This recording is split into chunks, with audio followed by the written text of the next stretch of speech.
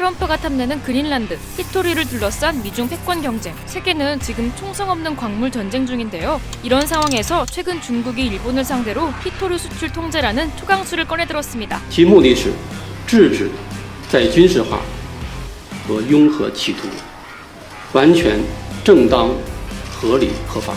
일본은 강하게 반발했습니다. 国際的な慣行と大きく異なり、決して許容できず極めて遺憾であります。 그런데 이거 중국과 일본만의 일이 아니라 우리나라까지 불똥이 튈 수도 있다고요?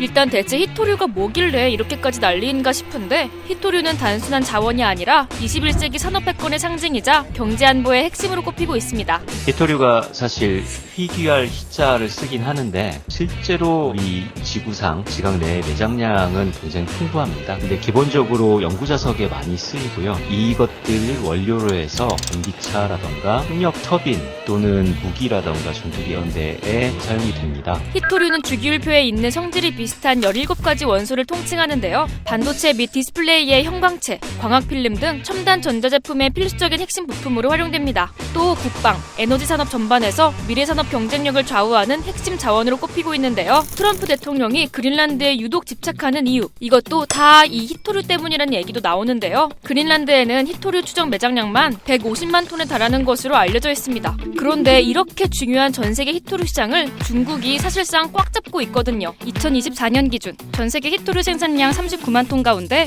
중국이 27만 톤, 그러니까 전체의 70% 가까이 차지하고 있습니다. 미국과 호주 등이 뒤를 잇고는 있지만 중국은 생산량뿐 아니라 정제와 가공 분야에서도 압도적인 점유율을 차지하고 있는데요. 히토류가 없으면은 전기차에 들어가는 연구자석을 만들 수가 없는데 지금 중국에서만 생산 가능하고 에너지비도 낮고 인건비도 낮고 환경비도 낮으니까 전 세계에서 어느 곳보다도 굉장히 유리하고, 그러니까 히토류를 보유한 나라는 많지만 정제나 분리 같은 핵심 공정을 제대로 갖춘 나라는 거의 없다는 건데 왜 유독 중국에만 집중된 걸까요? 히토류를 성분을 분리해달라면 아주 독성 화학물질을 처리해야 되는데 방사능 물질도 함께 산출이 됩니다. 90년대까지는 미국이 세계 최대 생산국이었어요. 환경비 때문에 생산을 못하니까 몽땅 중국에다가 이제 기술을 다 넘긴 거예요. 그러다 보니까 중국이 기술을 독점하게 됐고, 그러니까 지난 30년간 국가주도로 기술을 축적해가지고 그 당시에 등소평이 이런 말 했습니다. 공동에 석유가 있다면 우리는 히토류가 있다라고.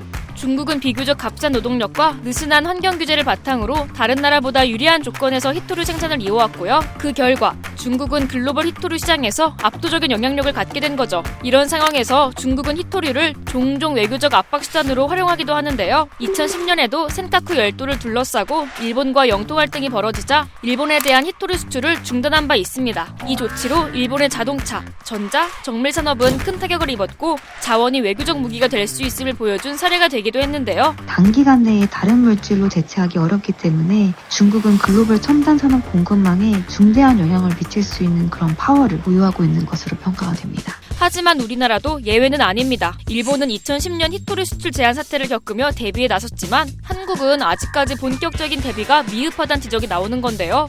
일본이 2010년에 그런 히토류 분쟁을 겪고 나서 당시 히토류 공급망 취약성 줄이자고 한 10억 달러 수준의 대대적인 정부 투자를 했었습니다. 그렇게 투자를 했음에도 불구하고 중국에서 완전히 탈피할 수 있었던 건 아니고 히토류를 포함한 핵심 광물에 대한 비축량을 늘리고자 노력하고 있고, 다만 비축이라는 것은 하나의 수단이지 모든 것을 해결할 수 있는 수단은 아니거든요. 우리도 공급망 다변화를 위한 노력을 해야 될 것 같고요. 최근 고려아연이 미국 히토류 기업과 손잡고 연간 100톤 규모의 히토류 생산에 나선다는 소식도 들려오는데요. 이러한 노력으로 글로벌 핵심 광물 공급망 재편 흐름과 맞물리며 중국 의존도를 낮출 수 있는 계기가 될지 주목받고 있습니다. 서방도 본격적인 제재에 나섰는데요. 미국은 지난 12일 히토류 관련 대책을 논의하기 위해 G7 회의를 소집했고요. 이 자리에서 G7 재무장관들은 히토류 가격 하한선 도입 등 중국을 견제할 다양한 방안을 논의한 걸로 알려졌습니다. 첨단 산업과 국가 안보의 핵심 자원 히토류, 이를 둘러싼 중국과 일본의 갈등은 앞으로 어떻게 될까요? 또 중국의 영향력이 여전히 큰 상황에서 우리나라는 중국 의존도를 줄이고 새로운 돌파구를 찾을 수 있을까요? 여러분의 생각을 댓글로 남겨주세요.